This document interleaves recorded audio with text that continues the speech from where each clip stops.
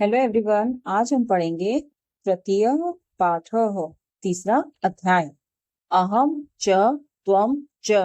तो अहम का अर्थ होता है मैं, च का अर्थ होता है और त्वम का अर्थ होता है तुम, और च का अर्थ होता है और।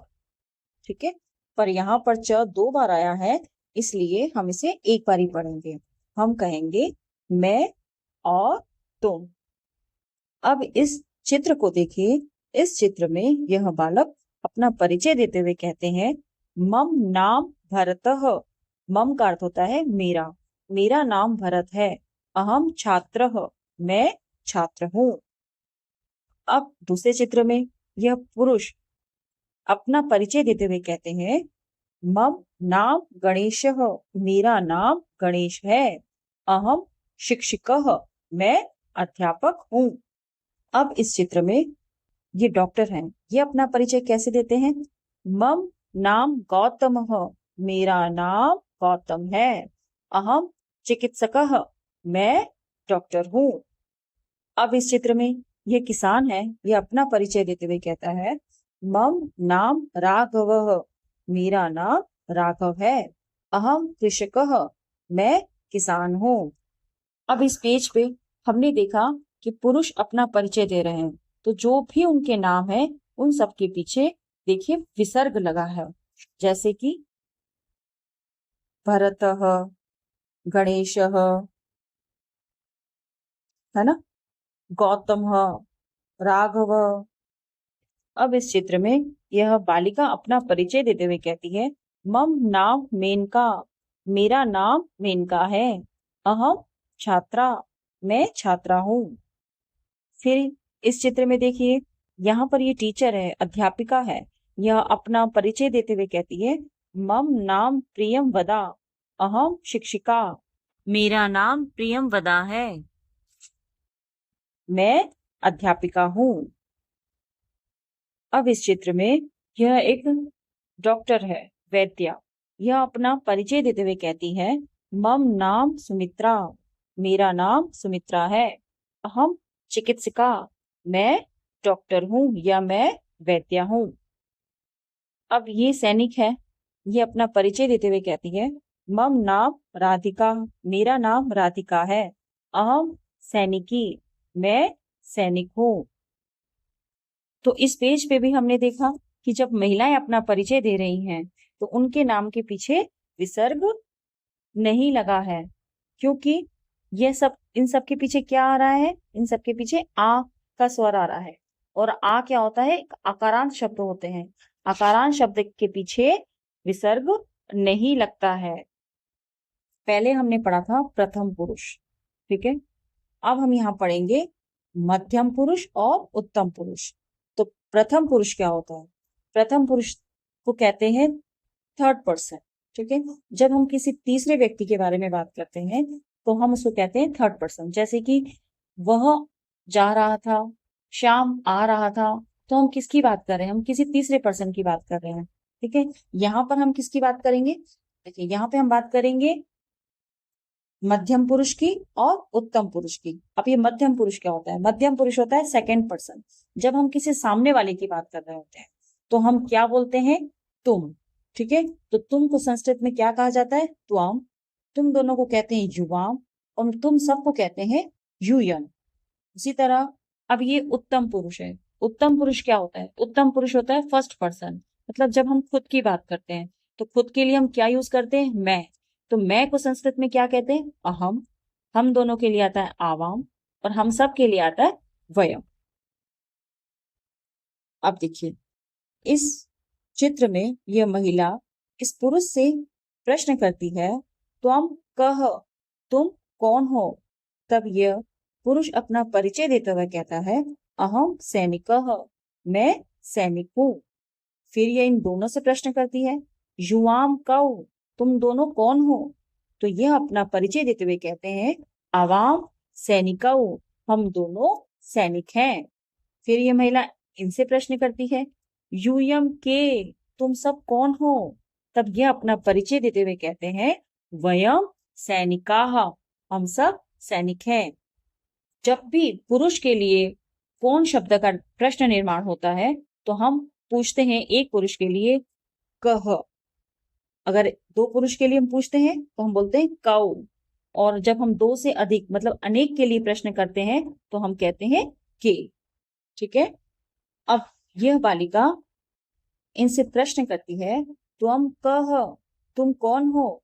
तब यह अपना परिचय देते हुए कहता है अहम गायक, मैं गायक हूं।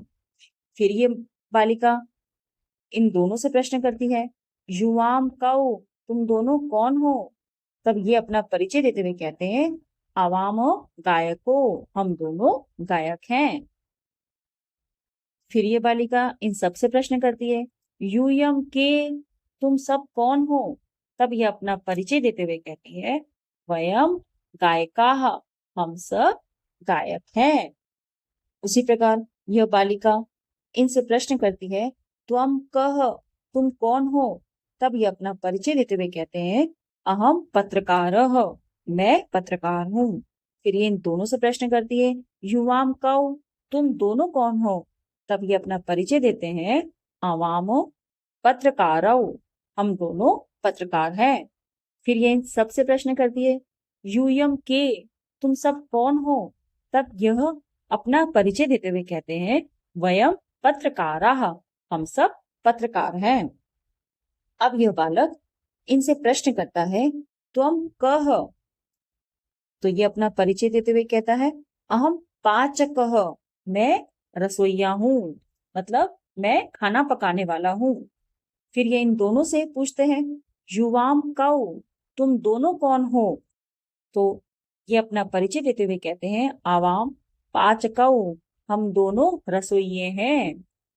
फिर यह इन सबसे प्रश्न करता है यूयम के, तुम सब कौन हो? तब यह अपना परिचय देते हुए कहते हैं हम सब रसोइये हैं, वयम पाचकाः। उसी प्रकार जब हम स्त्रीलिंग में कौन शब्द का प्रश्न निर्माण करते हैं तो हम एक के लिए पूछते हैं का, दो के लिए पूछते हैं के, और सबके लिए पूछते हैं काहा, है ना। तो यहाँ पर ये चित्र दिया है, इसमें यह पुरुष इन महिलाओं से बात कर रहा है और पूछ रहा है तुम का, तुम कौन हो? तब यह अपना परिचय देते हुए कहती है अहम गायिका, मैं गायिका हूँ। तब यह दोनों से प्रश्न करता है युवाम के, तुम दोनों कौन हो? तब यह अपना परिचय देते हुए कहती है आवामो गायिके, हम दोनों गायिके हैं, या हम दोनों गायिका हैं। फिर यह इन सब से प्रश्न करता है यूयम काह, तुम सब कौन हो? तब ये कहती है हम सब गायिका हैं, हम सब गायिकाएं हैं। फिर इस चित्र में यह पुरुष इन महिला से प्रश्न करता है तुम का, तुम कौन हो? तब यह अपना परिचय देते हुए कहती है अहम तंत्रज्ञा, मैं तंत्रज्ञा हूँ। तंत्रज्ञा का अर्थ होता है तंत्र शास्त्र का ज्ञाता, तकनीकी ज्ञान, टेक्नीशियन। पर इस पुस्तक में तंत्रज्ञा का अर्थ सॉफ्टवेयर इंजीनियर दिया है। ठीक है, तो ये कह रही है मैं सॉफ्टवेयर इंजीनियर हूँ। फिर यह इन दोनों से प्रश्न कर रहा है युवाम के, तुम दोनों कौन हो? तब ये अपना परिचय देते हुए कहती है आवामो तंत्रज्ञ, हम दोनों तंत्रज्ञाएं हैं। फिर यह इन सब से प्रश्न कर रहा है यूयम का, तुम सब कौन हो?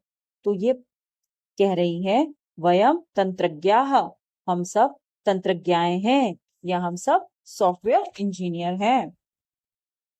फिर यह बालक इन महिला से प्रश्न कर रहा है त्वम का, तुम कौन हो? तब यह अपना परिचय देते हुए कहती है अहम नर्तकी, मैं नर्तकी हूँ। नर्तकी का अर्थ होता है डांसर, है ना, नाचने वाली। तो हम क्या बोलेंगे अहम नर्तकी, मैं नर्तकी हूँ। फिर यह इन दोनों से प्रश्न कर रहा है युवाम के, तुम दोनों कौन हो? तो ये अपना परिचय देते हुए कहती है आवाम नर्तकियों, हम दोनों नर्तकी हैं। फिर यह इन सबसे प्रश्न करता है यूयम का, तुम सब कौन हो? तब ये अपना परिचय देते हुए कहती है हम सब नर्तकियां हैं। फिर यह बालक इन महिला से प्रश्न करता है तुम का, तुम कौन हो? तब ये अपना परिचय देते हुए कहती है अहम पाचिका, मैं रसोइयन हूँ या मैं खाना पकाने वाली हूँ। ठीक है। युवाम के, तुम दोनों कौन हो? आवाम पाचिके, हम दोनों रसोइयन हैं या हम दोनों पाचिका हैं। यूयम काह, तुम सब कौन हो? वयम पाचिकाह, हम सब पाचिकाएं हैं या हम सब रसोइयन हैं। अभी तक हमने पढ़े सरल वाक्य, जैसे मेरा नाम भरत है, मैं किसान हूँ, मेरा नाम गौतम है। तो ये सब क्या थे? सरल वाक्य थे। अब हम क्या पढ़ेंगे? अब हम जो वाक्य यहाँ दिए हैं वो क्या है? वो क्रियाओं को जोड़ कर दिए गए हैं। तो पहले हम इसे पढ़ते हैं, इसके अनुवाद करते हैं, उसके बाद इन्हें समझेंगे कि ये वाक्य कैसे बने। ठीक है। तो ये बालक है, ये इनको बता रहा है कि तुम चित्रकार हो, त्वम चित्रकारो असि, तुम चित्रकार हो। युवाम चित्रकारौ स्तः, तुम दोनों चित्रकार हो। यूयम चित्रकारा स्तः, तुम सब चित्रकार हो। अब यहाँ ये आरक्षक है, ये अपना परिचय दे रहा है इस बालक को। तो ये क्या कह रहा है? अहम आरक्षकः अस्मि, मैं सिपाही हूँ या मैं आरक्षक हूँ। आवामः आरक्षकौ स्वः, हम दोनों सिपाही हैं। वयम आरक्षकाः स्मः, हम सब सिपाही हैं। अब एक बार फिर से ये बालक इन्हें बता रहा है, त्वम गायिका असि, तुम गायिका हो। युवाम गायिके स्तः, तुम दोनों गायिका हो। यूयम गायिका स्तः, तुम सब गायिका हो। फिर यह जो वैद्या है, यह अपना परिचय देते हुए कह रही है, अहम चिकित्सका अस्मि, मैं वैद्या हूँ। आवाम चिकित्सके स्वः, हम दोनों वैद्या हैं। वयम चिकित्सका स्मः, हम सब वैद्याएं हैं। तो अब हम सीखेंगे कि ये वाक्य बने कैसे हैं। ठीक है। हमने इस वाक्य को देख के यह पता लगाया था कि इस वाक्य में क्रियाएं जोड़ कर दी गई हैं। ठीक है। तो इस वाक्य में क्रियाएं कौन सी हैं? होना, जैसे तुम चित्रकार हो, तुम दोनों चित्रकार हो, तुम सब चित्रकार हो, मैं पुलिस हूँ, हम दो पुलिस हैं, हम सब पुलिस हैं। ठीक है। तो यहाँ पर क्या है? यहाँ पर धातु चल रही है होना की। ठीक है। तो होना को संस्कृत में कहते हैं अस। तो यहाँ पर अब हम ये देखेंगे कि ये अस की जो धातु है, इसके क्रियापद चलते कैसे हैं। ठीक है। तो वो हम यहाँ पर मैंने एक टेबल दी है, उसके द्वारा हम इसको समझेंगे। तो हम शुरू करते हैं प्रथम पुरुष से, जो हमने लास्ट सेकंड चैप्टर में पढ़ा था। तो हमने वहां क्या पढ़ा था? वहां पर हमने पढ़ा था प्रथम पुरुष, अस्ति, स्तः, संति। तो कैसे वाक्य बने थे? देखिए, सह बालकः अस्ति। ठीक है। फिर जब कर्ता बदला तो हमने क्या लिखा? तौ बालकः बालकौ, बालकौ स्तः। फिर बहुवचन में लिखा हमने। ठीक है। तो बहुवचन में फिर कर्ता को बदला, ते बालकाः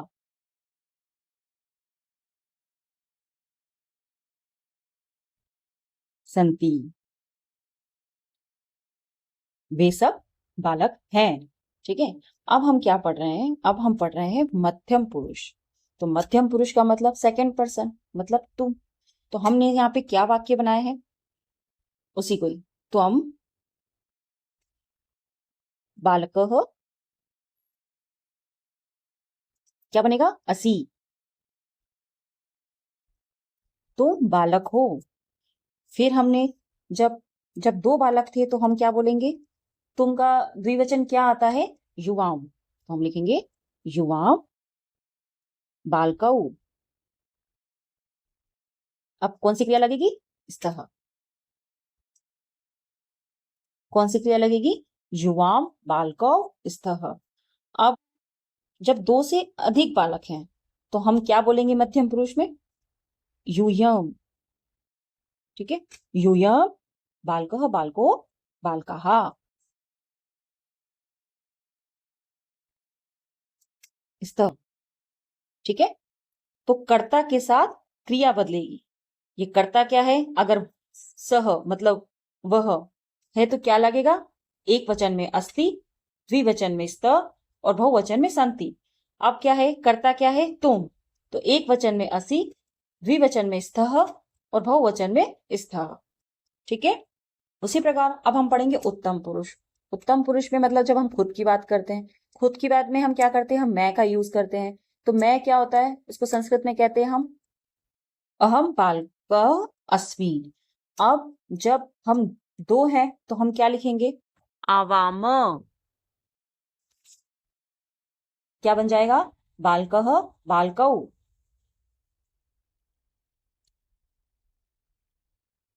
और कौन सी लगेगी क्रिया, स्व। हम दो बालक हैं। अगर बहुवचन की बात करेंगे तो हम क्या लिखेंगे, हम सब बालक हैं। तो क्या बन जाएगा, वयम बालकः बालकौ बालकाः बालका स्मः। तो इस तरीके से वाक्य बनेंगे। वाक्य बनाने के लिए आपको पहले इस टेबल को लर्न करना पड़ेगा। अगर आप इस टेबल को लर्न कर लेते हैं तो वाक्य बनाना आपके लिए बहुत ही आसान हो जाएगा। तो अब हम पढ़ते हैं नेक्स्ट, मकारस्य अनुस्वारस्य च लेखन नियमः। म और अनुस्वार को लिखने का नियम। व्यंजन वर्णात् पूर्व पदान्तस्य मकारस्य स्थाने अनुस्वारः लेखनीयः। व्यंजन वर्ण के पूर्व पदान्तस्य पद के अंत में म के स्थान पर अनुस्वार लिखना चाहिए। ठीक है, कैसे, एक बार हम इसको अपनी भाषा में समझते हैं। किसी शब्द के अंत में म हो, ठीक है, किसी शब्द के अंत में जैसे ये म हो तो क्या है, उसके बाद आने वाले शब्द के शुरू में व्यंजन हो तो म के स्थान पर अनुस्वार लिखना चाहिए। जैसे कि अब हमने यहाँ लिखा, ये एग्जाम्पल दिया है, पुस्तकम नास्ति। पुस्तकम नास्ति का अर्थ होता है पुस्तक नहीं है। नास्ति एक संधि शब्द है जिसका हम संधि विच्छेद करेंगे तो हम लिखेंगे न अस्ति। ठीक है, तो अब हम इसकी बात को समझेंगे। ये क्या कहना चाह रहा है कि जब दूसरा पद शुरू होता है, दूसरा पद क्या है, नास्ति, तो जब दूसरे पद के शुरू में मतलब जो पहला अक्षर होगा वो व्यंजन होता है तो हम क्या करेंगे, हम म नहीं लिखेंगे, हम क्या करेंगे, हम अनुस्वार लगा देंगे। जैसे हमने इसमें लगाया है पुस्तकम नास्ति। क्यों लगाया हमने अनुस्वार, क्योंकि यहाँ पर जो दूसरा पद है उसका पहला जो अक्षर है वो क्या है, व्यंजन है। व्यंजन की वजह से हमने यहाँ पर म नहीं लिखा है। अब इसमें समझिए, अब यहाँ क्या है, यहाँ जो दूसरा शब्द है उसका जो पहला अक्षर है वो क्या है, स्वर है। ठीक है, इसलिए हमने यहाँ क्या करा, म को लिख दिया है। ठीक है, तो इस तरह से यह तृतीय पाठ का पहला भाग पूरा हुआ है। तो आज हमने प्रथम पुरुष, मध्यम पुरुष और उत्तम पुरुष पढ़ा है। कल हम इसका अभ्यास कार्य करेंगे नेक्स्ट वीडियो में। तब तक के लिए बाय।